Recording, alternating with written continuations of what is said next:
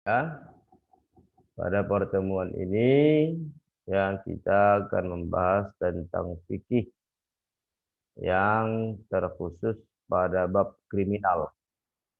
Ya, pada pertemuan ini kita akan membahas tentang satu sub pembahasan fikih, ya, fikih kemasyarakatan ini ya, fikih sosial yang berkaitan dengan kriminal, hukum pidana ini. Jadi kalau di Indonesia ya hukum ini belum diberlakukan. Ya, karena kita masih menggunakan hukum konvensional. Namun ya tidak salahnya kita mengenal, memahami dan mengetahui ketentuan-ketentuan hukum ini. Mana tahu ya ketika di masa kali nanti ya sudah diterapkan hukum Islam. Nah, jinayah. Jadi hukum pidana di dalam bahasa Arab atau istilahnya ya di dalam Islam hukum pidana itu apa namanya disebut dengan kata jinayah ya. Kalau jinayah itu hukum pidana ya harus anak-anak Bapak pahami. Ya, apakah istilah hukum pidana dalam agama Islam? Nanti kalau ada pertanyaan seperti itu berarti jinayah. Adapun tujuannya diharapkan siswa mengerti tentang dasar hukum, larangan pembunuhan, qisas di dalam Islam, ketentuan syarak tentang diat, kafarat dan hikmahnya, qisas, diat dan kafarat. Jadi sebenarnya ginilah kan, wih Pak Hendri ini bahas-bahas pembunuhan pula. Apalah gunanya? Tujuannya ketika kita sudah tahu efeknya, ya, ketika kita sudah memahami ya apa apa namanya ya efek sampingnya nanti terhadap kita, ya apa resikonya ketika kita lakukan. Ketika hal-hal ini sudah kita tak pahami dan mengerti, maka kita akan menjauhkan diri kita, menghindarkan diri kita untuk terjerumus kepada hal-hal tersebut. Oke ya, kita lanjut ya ke slide yang kedua.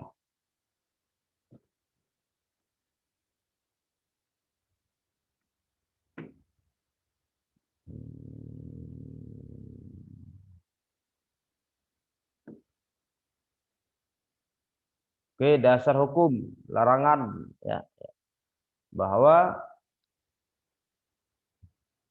kalau kita baca di sini ya, hukum pidana adalah ya perampasan atau penghilangan nyawa seseorang oleh orang lain yang mengakibatkan tidak berfungsinya seluruh fungsi vital ya, fungsi vital badan karena berpisahnya ruh dengan jasad korban.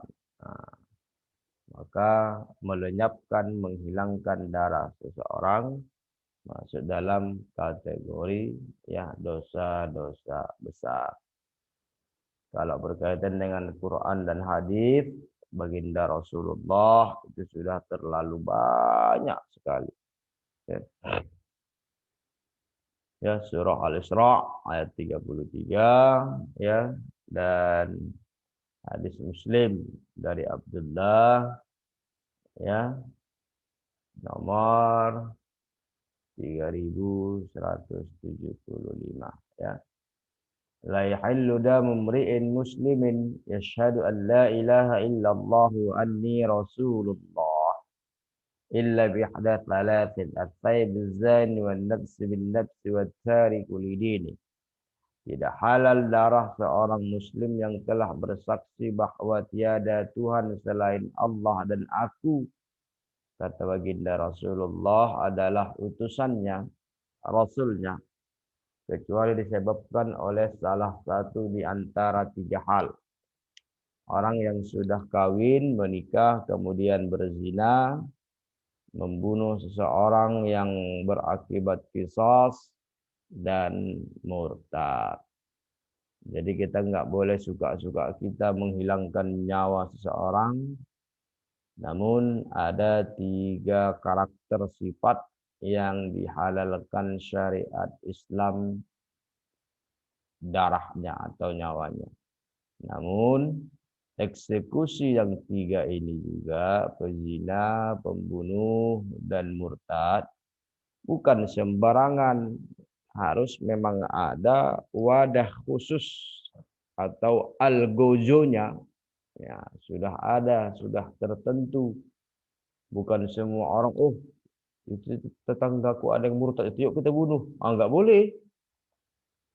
Memang ada ketentuan-ketentuannya. Kalau dulu kan ada qadhi, ada hakimnya, ya ada algojonya, ada eksekutornya. Ya kayak film-film dahulu lah, film-film kerajaan-kerajaan dulu. Baik kerajaan-kerajaan Cina atau kerajaan-kerajaan lain kan. Itu kan ada rajanya disidang dulu.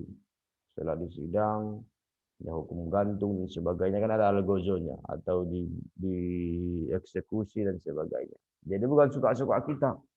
Wih, ada orang berzina, yuk kita bunuh. Nggak boleh.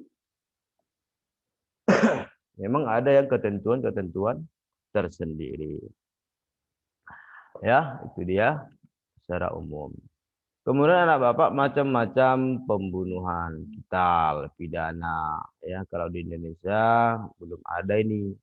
Yang ada ya kalau kita bunuh ya disidang dilihat bentuk kesalahannya sengaja atau bagaimana, maka keluarlah keputusan entah berapa tahun di penjara atau mungkin hukuman mati dan sebagainya. Ya, tidak semua pembunuhan ya konsekuensinya kisos. Nah, jadi ya Pak ingatkan kembali sebentar sebagai pembukaan. Kisos ini adalah balasan bagi orang yang telah membunuh atau melenyapkan orang lain, menghilangkan nyawa. Jadi nyawa dibalas dengan nyawa. Jadi kalau kita bunuh orang lain, maka ahli warisnya berhak membalaskannya, tapi atas perintah dan ketentuan hakim qadhi yang sudah ditentukan sebelumnya. Nah, istilahnya kalau di Indonesia dibawa ke pengadilan lah di sidang dia. Nggak boleh berlebih. Nah, gitu. Bahwa ya jinayat di dalam Islam ada tiga, ini ya. Ada pembunuhan yang disengaja, qatlul am, istilahnya.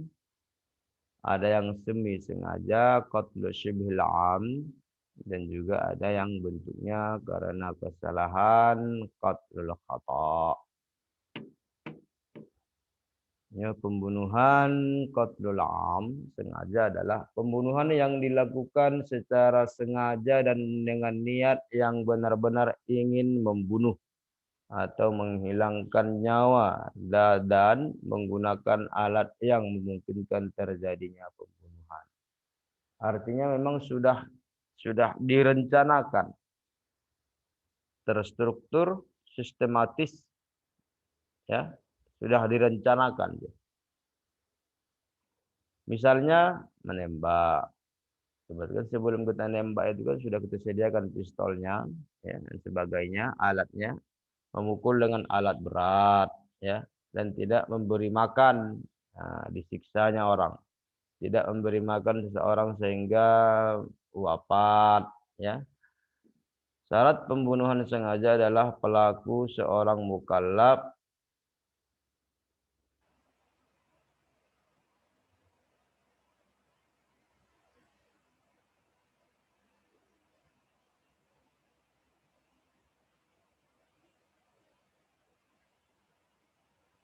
ya, seorang mukallaf.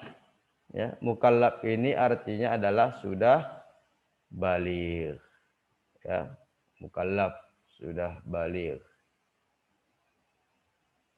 berakal, adanya niat dan rencana akan betul untuk menghilangkan nyawa seseorang, sedangkan korban adalah orang yang dilindungi darahnya. Maksud orang yang dilindungi darahnya itu bukan salah satu dari 3 yang disebutkan baginda Rasulullah dalam hadisnya di slide kedua tadi. Serta alat yang digunakan, ini alat yang digunakan pada umumnya dapat mematikan, ya. Nggak mungkin lah ya ada kawan kita pukul dia pakai pensil, kepalanya sehat, canda, tuh meninggal ya. Iya, manalah sengaja kita itu. Masa pulpen bisa membunuh. Tapi kalau kita pukul pula dia pakai balok, ya, hantaman balok itu pun walaupun pelan sangat memungkinkan untuk menghilangkan nyawa seseorang. Tapi kalau dilempar pula dia coba pakai kulit kuaci, meninggal ya.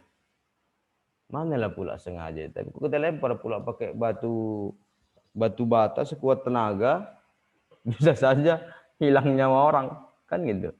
Jadi memang alat ini juga sangat menentukan ya kesalahan seseorang ya di pengadilan nantinya. Ya, kalau firman Allah itu termaktub dalam surah An-Nisa ayat 93 ya. Man qatala mu'minan muta'ammidan fajaza'uhu jahannam khalidan fiha wa ghadiballahu 'alaihi wa la'anahu wa a'adda lahu 'adaban 'azima. Dan barang siapa yang membunuh seseorang yang beriman dengan sengaja, maka balasannya ialah neraka jahanam. Allah, neraka jahanam ini neraka yang paling jauh, yang paling dalam ya, yang paling panas, yang paling ngeri. Apa namanya? Yang paling ngeri siksaannya ya. Dia kekal di dalamnya dan Allah murka kepadanya dan melaknatnya serta menyediakan azab yang besar baginya. Oke, kemudian ada yang diistilahkan dengan qatlu syibhul am, ya, pembunuhan semi sengaja, hampir sengaja tapi tidak disengaja. Yaitu pembunuhan yang dilakukan secara sengaja terhadap korban tetapi tidak disertai niat untuk membunuh, ya. Ya seperti tadilah, kita lempar dia pakai apa namanya, kita gulung-gulung tisu ya kan, kita lempar tik. Apalah sakitnya tisu, niat kita kan untuk bercanda. Begitu kan nak tisu itu kena ke badannya, meninggal ya. Nah, maka tidak makan dengan pembunuhan semi sengaja. Memang niat kita mau melempar dia, tapi kan alatnya hanya bentuk yang mustahil rasanya ya, kumpulan-kumpulan tisu, kecuali memang dalam tisu itu dibuat batu atau lain, kan ini enggak. Nah, gitu. Misalnya melempar korban dengan benda ringan, tongkat atau kerikil. Nah, ya. Melempar korban dengan benda-benda ringan, tongkat atau kerikil yang menurut kebiasaan tidak mungkin menyebabkan kematian. Tetapi ternyata korban meninggal dunia. Nah, maka dinamakan dengan syibhul amdi.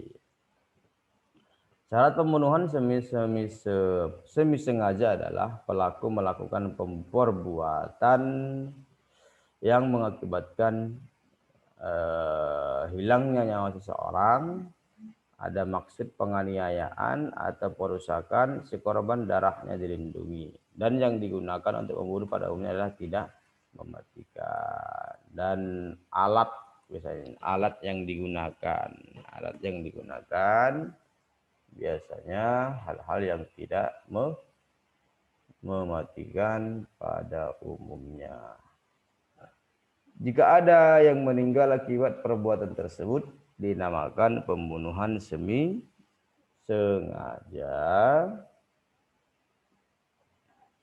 Disebut demikian karena pembunuhan itu diragukan antara kesengajaan atau kesalahan. Nah, Ragu dia antara sengaja atau salah kesalahan ini. Maka diambillah garis tengah yaitu semi sengaja. Mengingat secara prinsip ya pemukulan itu tidak dimaksud untuk menghilangkan nyawa seseorang. Oke anak bapak ya. Itu dia 2 poin. Berikutnya Allah sebentar ya.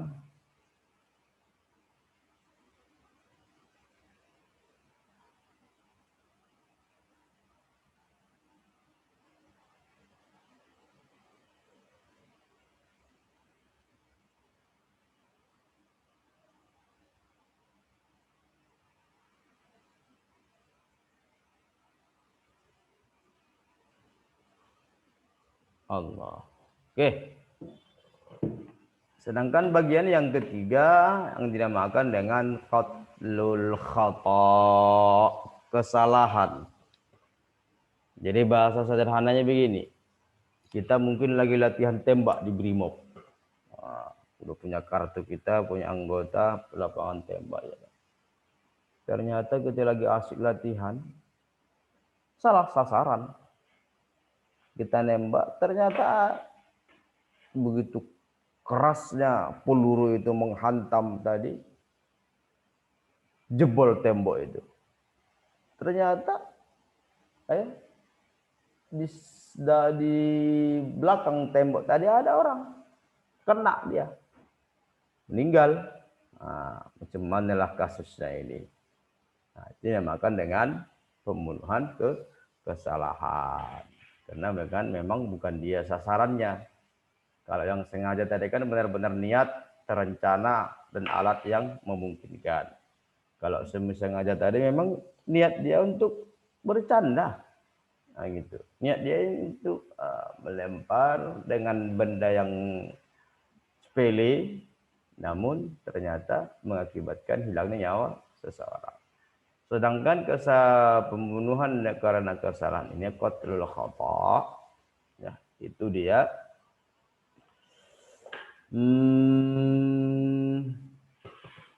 pembunuhan yang ya, dinamakan dengan ada kesalahan target. Gitu. Yaitu ya kalau kita baca di sini pembunuhan yang disebabkan salah dalam perbuatan, salah dalam maksud dan kelalaian. Salah dalam perbuatan seperti mau menembak binatang ternyata mengenai orang. Kan? Kita di hutan atau ternyata ada orang di sana. Ada burung, sudah kita inci ini sudah pas tembak tuh. Kenalah leher burung namanya. Lewat peluru itu. Terus ternyata ada orang kena, meninggal pula. Maka inilah dinamakan dengan pembunuhan yang karena kesalahan. Salah dalam maksud ya seperti orang yang mengendarai kendaraan menabrak orang hingga meninggal. Ya, tujuan dia kan mau naik mobilnya, ya mengendarai mobil atau sepeda motor, tapi tertabrak orang. Mana pula niat dia menabrak orang kan? Kecuali emang sengajanya dia mau dikejarnya, mau ditabrak kan? Kan ini enggak. Gitu. Berarti salah dalam maksud. Ya.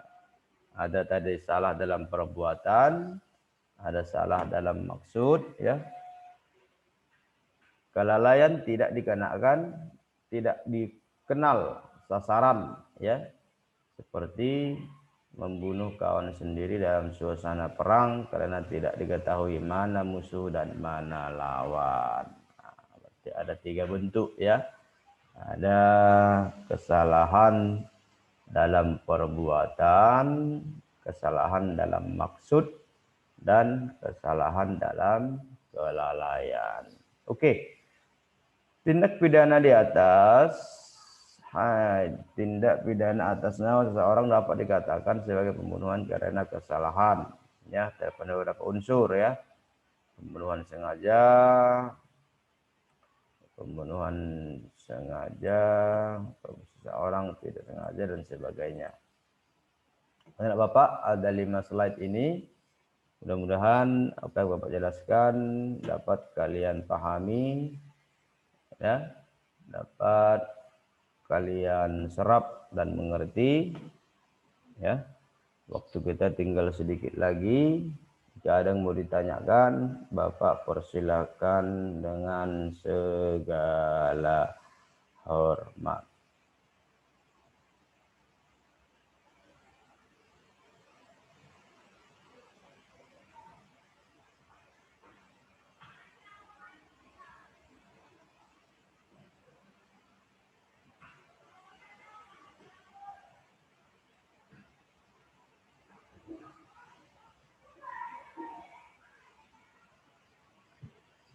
Oke, ada yang mau ditanyakan anak Bapak?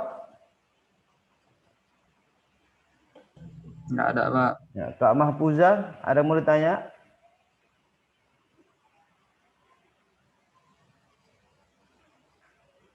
Oke ya. Nggak ada, Pak.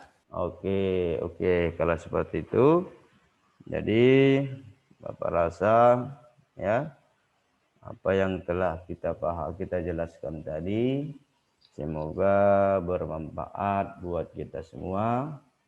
Jadi Bapak harap ya semua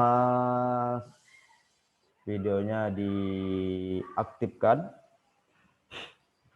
untuk laporan, ya. Bapak harap semuanya di-on-kan. Yang tidak on dianggap terlambat atau malah gaib nanti. Apa istilah gaib itu? Absen, ya. Ya, kita ada 17 orang. Kurang Bapak berarti 16 orang. Satu kelas berapa orang kita ini? Semuanya? 33, Pak. 33. Ya Allah. 17 tambah 17, 34. Separuh lah, lebih satu. Oke. Semua harus nampak wajah ya. Bang Nabil Ihsan ini enggak ada. Mr. Nabil. Oh, silau kali, bah. Oke. Semua. Kak Nabila coba lihat kamera. Nah, 1, 2, 3. Oke, terima kasih anak Bapak. Ya. Lebih dan kurang Bapak secara pribadi mohon maaf ya. Karena memang